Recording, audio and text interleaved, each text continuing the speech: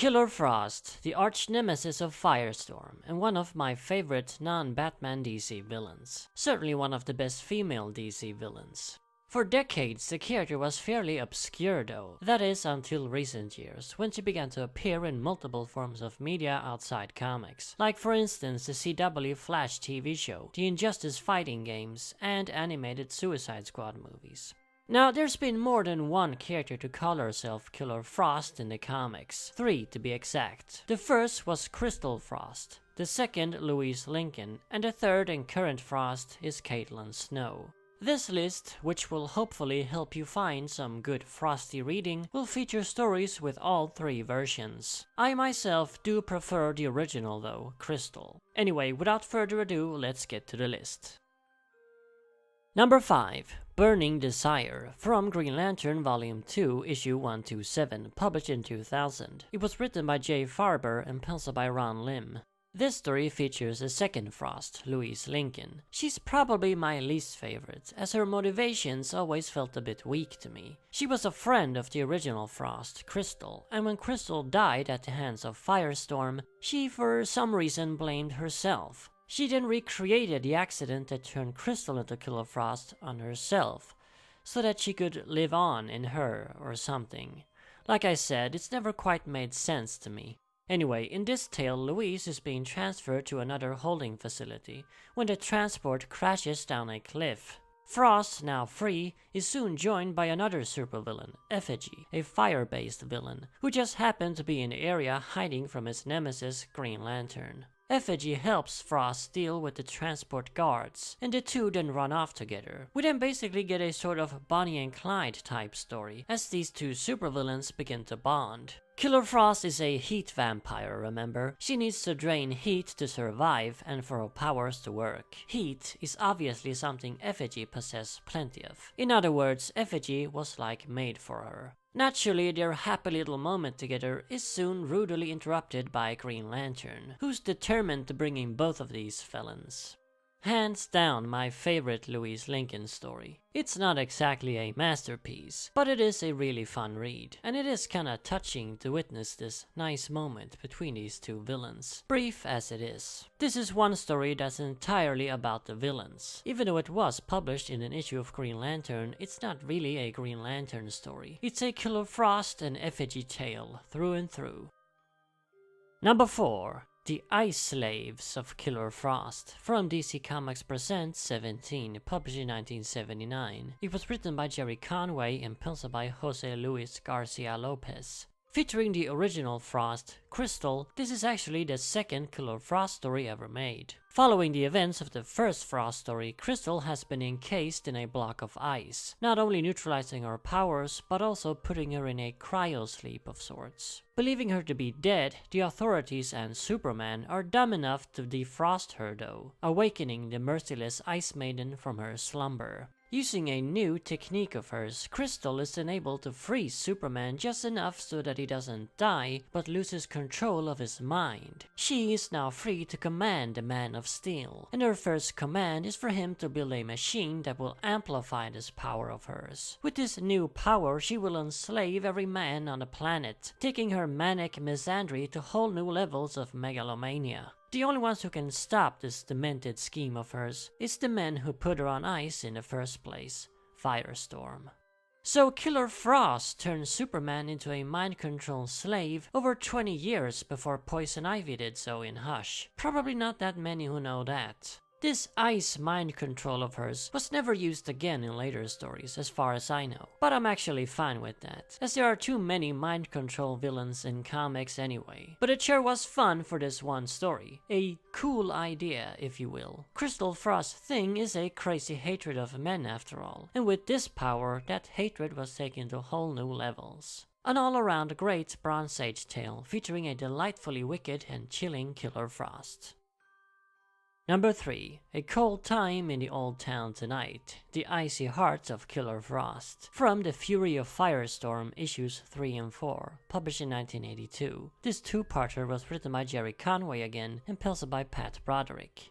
It's again a story with the original Frost. So Killer Frost is freed once again, this time during her trial. She then sets out on her most ambitious scheme to date. She freezes the New York reservoir, which in turn spreads to the rest of the city, turning the entire city of New York into a frosty iceberg. The citizens too are turned into ice sculptures, alive but frozen solid. Having taken complete command of the city, Killer Frost crowns herself Queen of the Big Apple. Naturally, Firestorm shows up to protest, and in fact so does the entire Justice League. However, the heroes are completely powerless to dethrone the Icy Queen, as she holds the life of every citizen of New York in her frosty hands. Basically, she's got all of New York City hostage. Her first demand for her old nemesis Firestorm is for him to go to Hollywood and fetch her idol and crush, movie star Kurt Holland. Considering the gravity of the situation, Firestorm can do nothing but comply with the demented wishes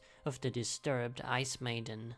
As far as I know, this is still to this day Killer Frost's biggest feat, freezing all of New York. It's also the craziest Frost we've ever seen, a completely delusional and megalomaniacal lunatic. That is of course a very good thing. I love how she dubs herself Queen of New York, and even makes an ice throne for herself. And of course her crazy demand for movie star Kurt Holland is absolutely hilarious. She even goes to the mayor of New York and forces him to acknowledge her rule, proving just how deluded she really is. The only reason I don't rank this story even higher is because a lot of it is actually spent on Firestorm, not Frost, his side of the story, and his boring subplots, stuff that don't even make sense unless you're reading the entire series. A shame, because what we do get with Frost are some of the character's greatest moments ever.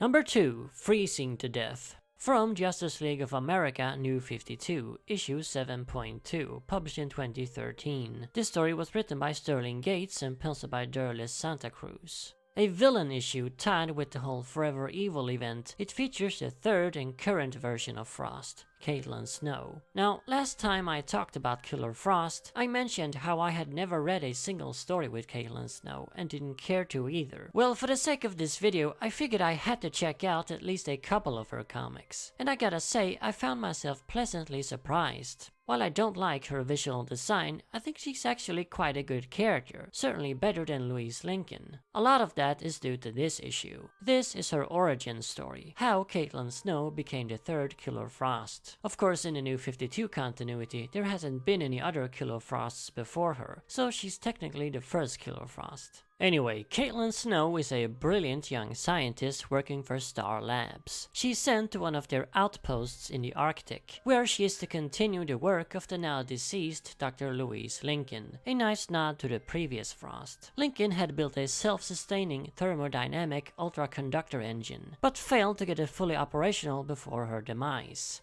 Snow succeeds at this, but is then attacked by her colleagues at the outpost. Turns out they're actually agents of Hive, and they're the ones who killed Lincoln, wishing to sabotage her project on behalf of their leaders. Now they're going to do the same to Snow and locks her inside the engine. But of course, since it's comics, Snow doesn't die. Instead, she's turned into Killer Frost, a vengeful Ice Maiden.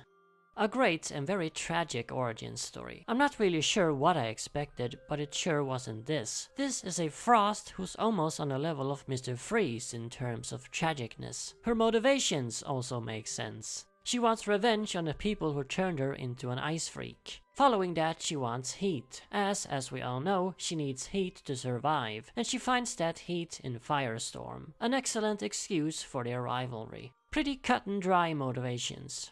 Plus, there's a nod to John Carpenter's The Thing in this comic, and how can I resist a comic that references The Thing?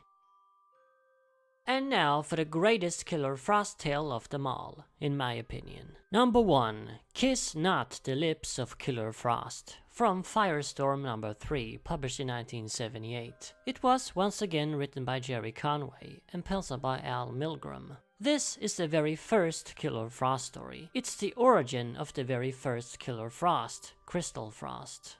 Crystal is a brilliant but disturbed young scientist and former student of Professor Martin Stein, the one half of the Firestorm duo. She now leads a government project in the Arctic, the construction of a thermofrost energy generating system designed by herself. Eventually, a minor problem arises though, and Crystal uses this as an excuse to have Martin Stein flown over for assistance. She doesn't really need his help though, she's actually just planning to put the moves on him. Crystal has had a crush on Stein ever since school, as she feels he's the only man who ever understood and respected her. She in fact harbors a great disdain for all other men, feeling they patronize and discriminate her because she's a woman. Some of that is actually true, but a lot of it is just in her head.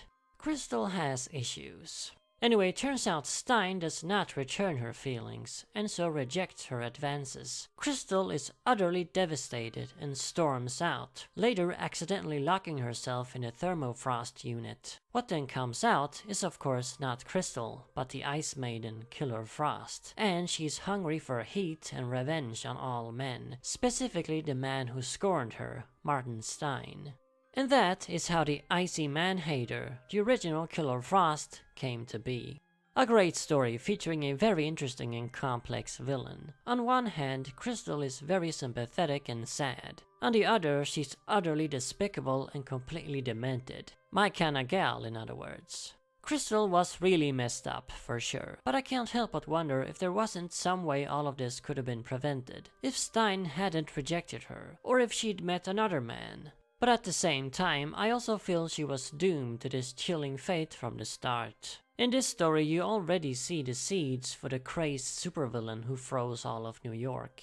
She had issues and a major chip on her shoulder. But of course, that's why she's so fascinating and so much fun. And there you have it. The 5 greatest Killer Frost tales, in my opinion. Tell me yours in the comments. I probably should have saved this video for Christmas, but when I get an idea that I really want to do, I'm gonna do it and not wait for the proper season. Besides, it's gotten real chilly over here in Sweden already anyway, so the weather certainly reminds me of Killer Frost. Anyway, stay warm, and as always, remember, Arkham Asylum awaits you in the next video.